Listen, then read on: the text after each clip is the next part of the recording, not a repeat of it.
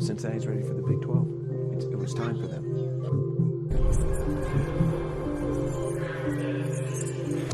I am fired up.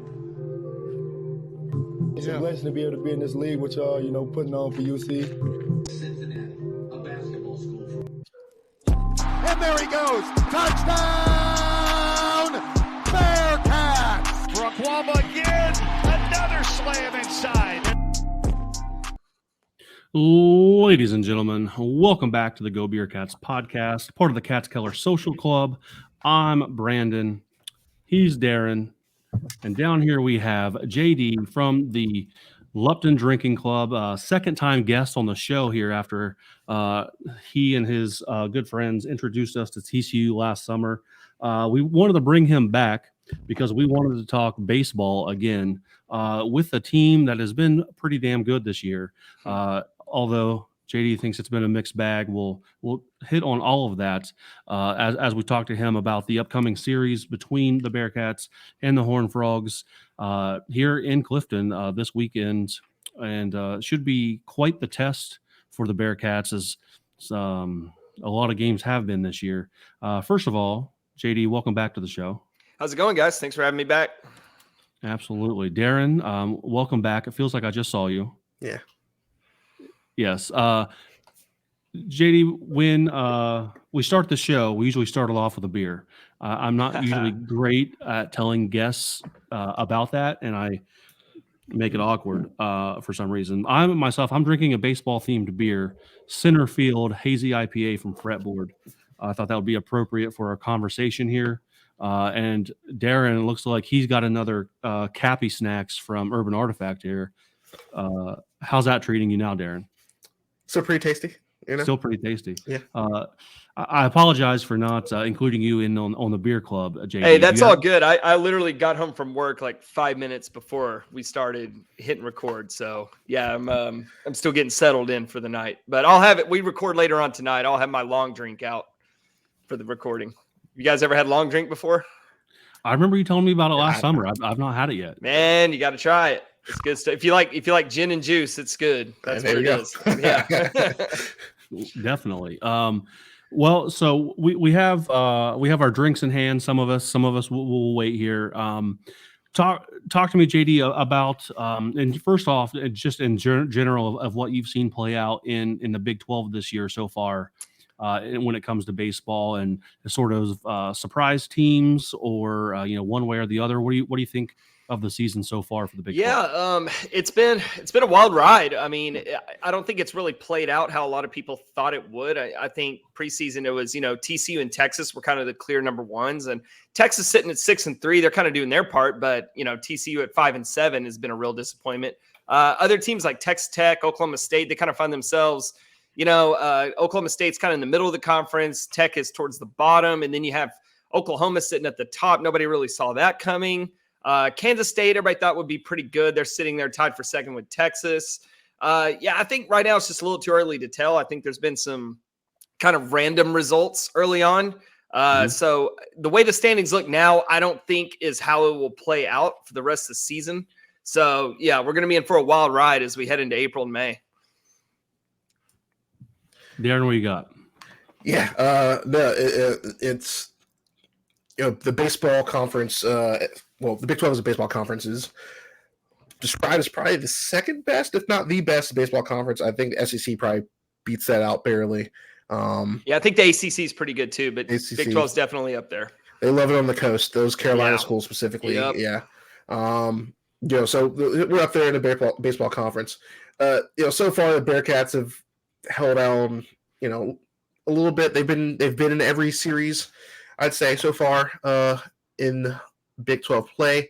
Outside of that, and some of the top end teams, not so much. Coastal Carolina gave us a big smacking. They're good. But I'm expecting to run into a meat grinder at some point. TCU and Oklahoma State in that stretch really is someone people have my eye on.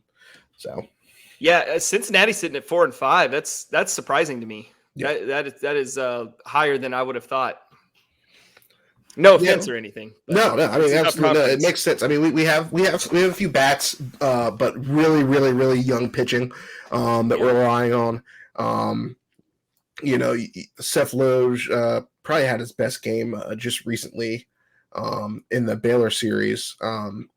But he was supposed to be kind of our linchpin in that clubhouse.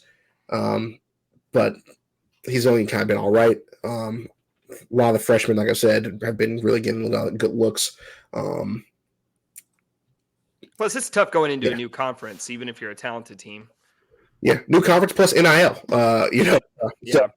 Rebuilding, a lot of turnover on top of that. New coach, new conference, new players. And I haven't really looked in too much into the Cincinnati schedule, but I imagine you guys played a lot of road games early on with the weather. Yeah, not too much. I think our first series was away. I got canceled down there. Yeah, I got canceled because it's Jacksonville. But we came right back home after that. And opened it in February.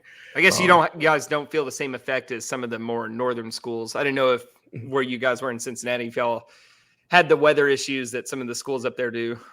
When it can get bad, it's not guaranteed to get bad in winter. Is how I'll put it. So yeah.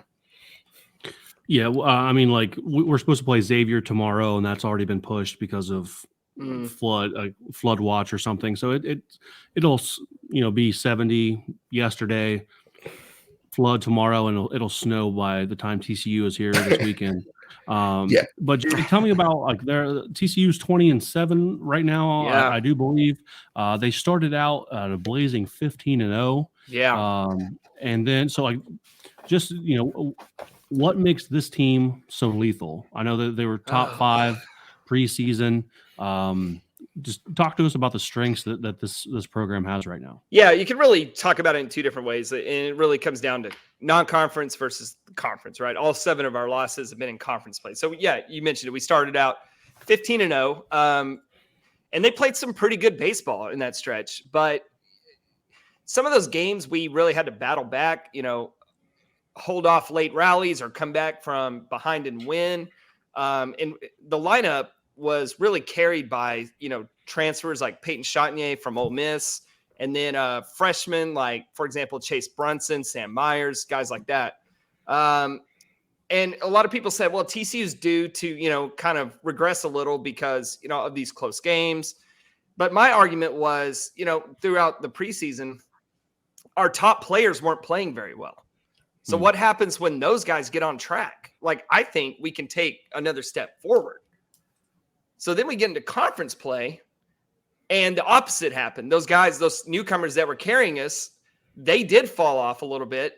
And our top guys, Anthony Silva, who's supposed to be a first-round draft pick, Carson Bone, who's one of the top catchers in the country, Curtis Byrne, who carried us last year, those guys still were struggling. Now you have an entire lineup struggling, and we start off 2-7 in conference. We got swept by Oklahoma. We lost 2 out of 3 at Oklahoma State, 2 out of 3 at Kansas. And it's for that reason our lineup just went completely ice cold, almost 1 through 9. The only exception being Logan Maxwell, who's had a really nice kind of all conference season so far. But other than Logan, I mean, it's been ice cold at the plate. I think we came into the Houston series across the board, the worst offense in the conference. Now we got our wheels back on a little bit by sweeping Houston, and I think going into Cincinnati this week, it's going to be really telling. Do we take, do we go back to playing how we played against Kansas, Oklahoma State, and Oklahoma? Or, do we kind of continue improving a little bit, and improve upon what we did against Houston? So, yeah, this is going to be a real pivotal weekend for us. Yeah, I think on our end, it's obviously it's not, do or die. The expectations for the seasons are low. Like I said, new coach, new conference players. I think it's going to depend on from the batting side. If anyone outside of Cross is going to show up in that lineup and make contact, right?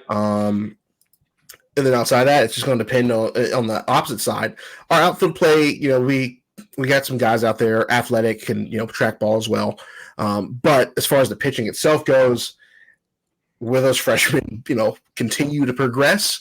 and surprise you, or will they look like freshmen, and buckle under that pressure. Not necessarily freshman. Tommy Boba, he's had a solid outing. He actually, I think, almost had like a no hitter, but they bunted on him.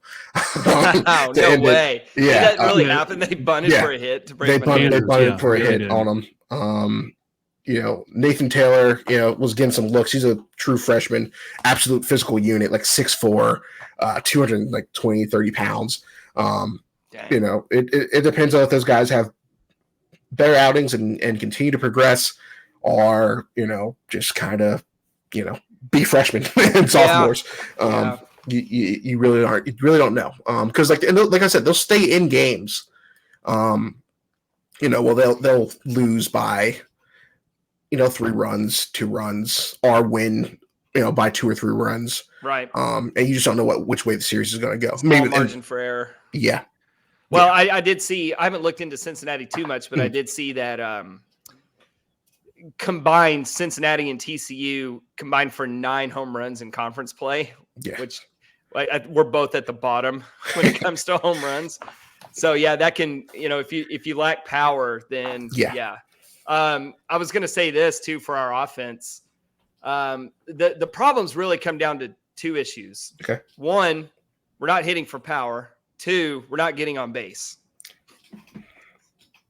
Yeah. So if you do neither of those things, your offense is going to be pretty bad. Now, I will flip it around on the pitching side and say that's where we've really had a chance to win games. I was looking at the schedule, and I could see 2 or 3 games where if our offense was just subpar, we probably win those games. But we damn near get no hit in those games, and it doesn't matter how good your pitching is. So Peyton Tolley, early in the season, he was hitting and pitching in the same game. So he was doing both kind of poorly, to be honest with you.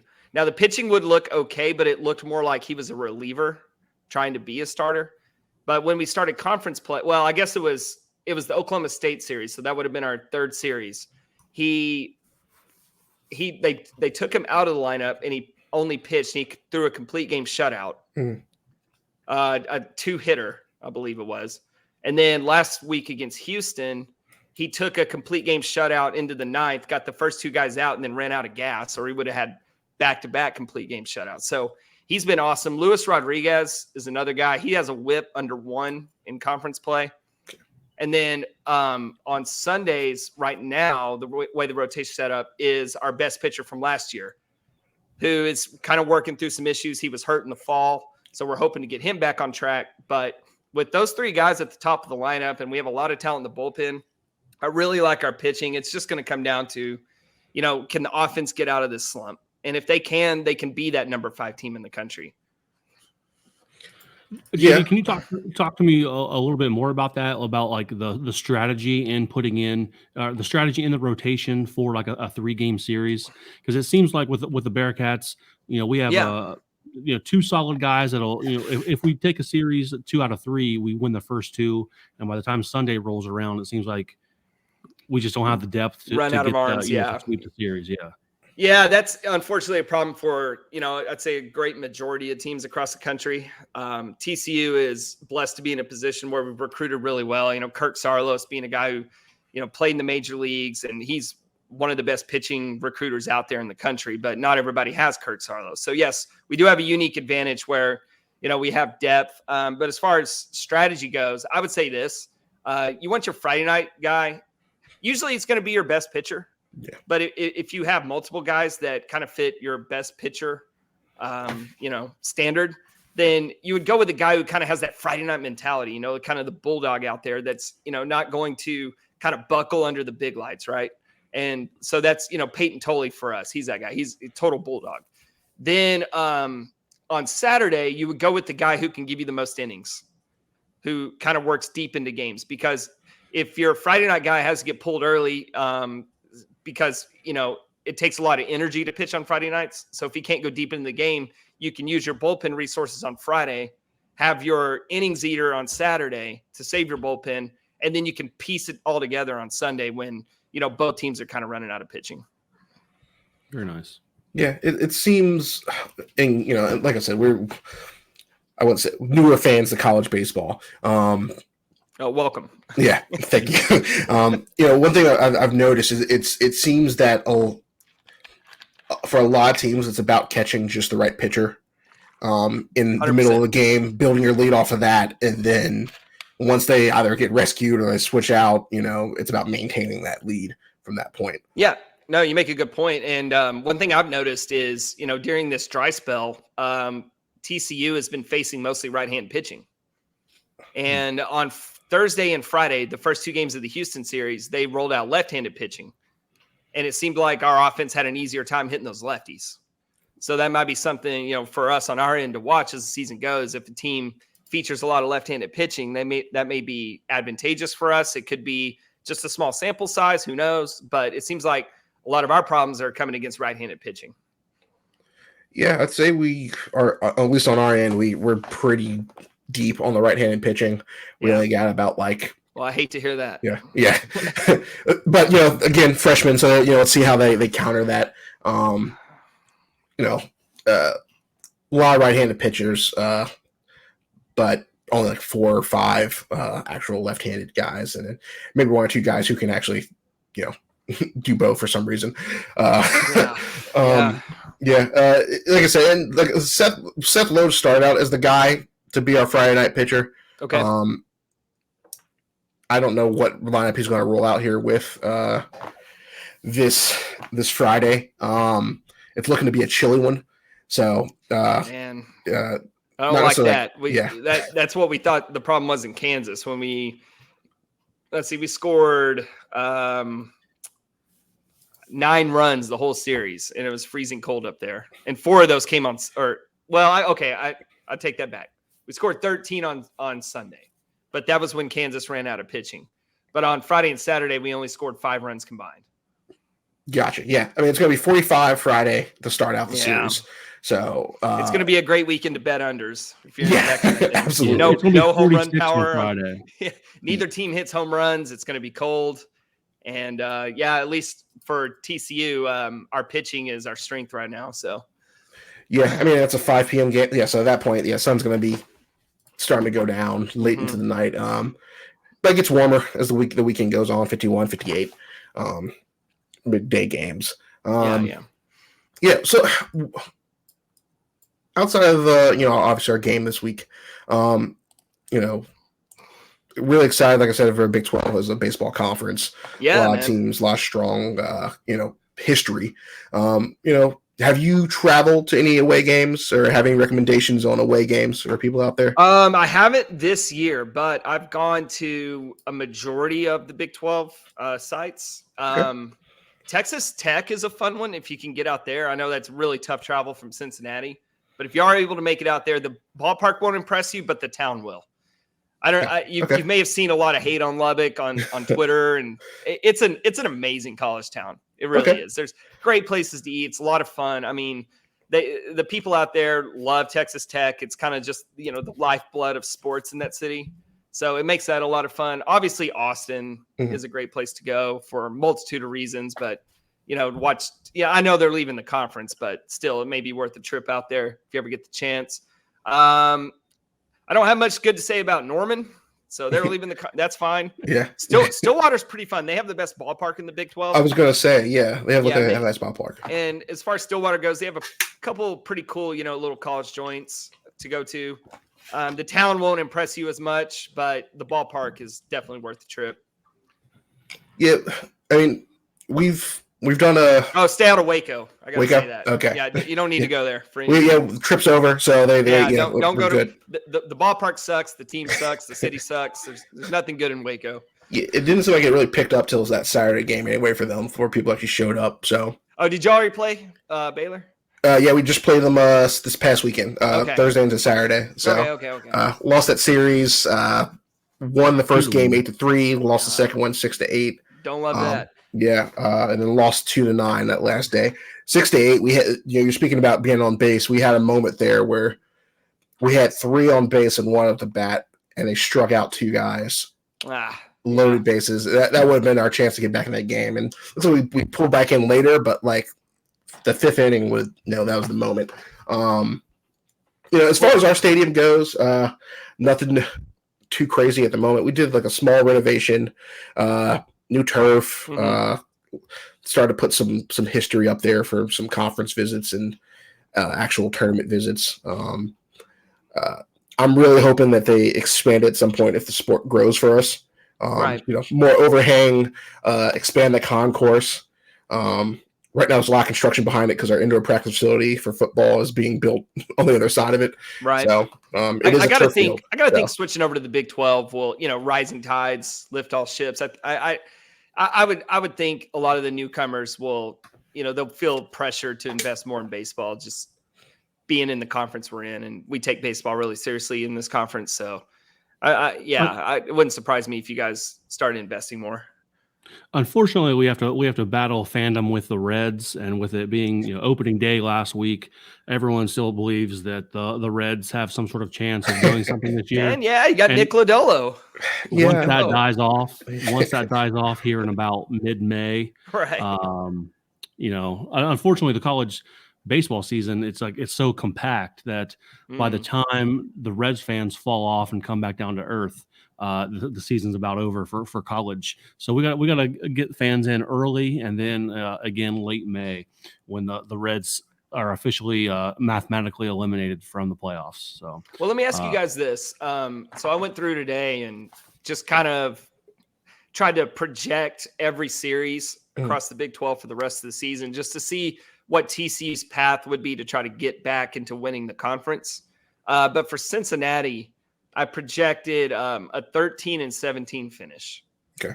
What would you guys take that? Would you be okay with that, or do you think we're at least 500, or what would you think about 13-17? I'd be okay as it stands now.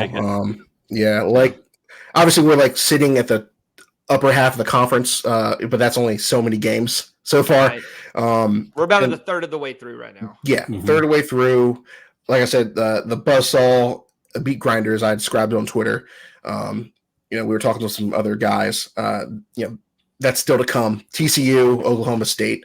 Just talent wise. You have OU as well. Yeah. UCF is not Florida easy, school. not hard. Yeah. That series could go either way. BYU would be a chance to pick up some wins. In fact, I got y'all losing that series. I may need to change that. How about 14-16? Okay. Even better. Yeah. You have to let us know after, what you think after the series. I think that series is in Provo. Maybe that's why I gave the edge to BYU there, but that's fair. So I'm writing that down to see how close we make it to that 4 games. I do this every year, and I don't think I get all that close on my projections. I said grade us after you play us this week. That might give you a better idea. Yeah, no doubt. The way I see it is, if TC wants to win the conference, they can only afford 3 more losses the rest of conference play. And I do have us winning the series, but not sweeping since it's on the road. So that one of those 3 losses is going to, in my mind, come this weekend to Cincinnati. So it will likely probably be Friday night. Yeah. Well, our hope there is if, Tully can keep his complete game shutout streak going, it's hard to lose games that way. But yeah, if he gets hit around, that sets up pretty bad for us. That's usually where we start out strong is the first game of the series for most of our so far. That might be like a 2-0 game, one way or another. Yeah, exactly. Low scoring, a lot of defense. Yeah. So for the new fans out there, inquiring minds want to know, how does qualification work getting into the tournament? Okay. It works kind of the same way in basketball. That's probably the closest comp. If you win your conference tournament, you automatically qualify. Gotcha. And then there's, it's 64 teams tournament with 16 regionals of 4 teams, and then 8 super regionals of 2 teams. And then you have the conference auto qualifiers, and then you have at-large bids. So it's kind of the same drama that you have with basketball, like, oh, this team got left out, they should be in, this team shouldn't be in, that kind of deal. the best way to do it is if you want in the Big 12, I would say if you're top 5, top Gotcha. 4 some seasons, you're fairly safe. Okay. Sometimes we can get up to 6 teams in. So, yeah, you want to kind of stay out of that bubble range, though, just for your own, blood pressure. All right. Yeah. That JD, I think that's all that we have, really. Cool. Definitely a nice little preview for us. Again, anytime you can talk baseball, it's a good time. So we'll definitely reevaluate after this weekend. I hate when any coach says like a measuring stick type of game. Unfortunately, I think that will be what this weekend is for the baseball Bearcats. We feel the same way. It's the same way for us. Have we turned the corner or not? That's what this weekend's going to tell us. So. Definitely. Well, I certainly appreciate your time. If you ever need us for anything, certainly feel free to reach out. And you guys are definitely our TCU contact for sure. Most Thursday nights we do just kind of an open-ended Twitter Spaces, pretty informal. So if you guys, I'm pretty sure we'll do it this week. I think last week we didn't do it because the series started on Thursday. But yeah, if we do it this week, I'd love to have you guys pop in and just. It's real casual chat. So Word. Yeah.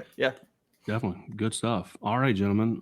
Certainly appreciate that. Bearcats fans, maybe tune in to that Twitter Spaces as well before the series kicks off. And I'm sure we'll throw some jabs at each other on social media here and there as we go. But sounds fun.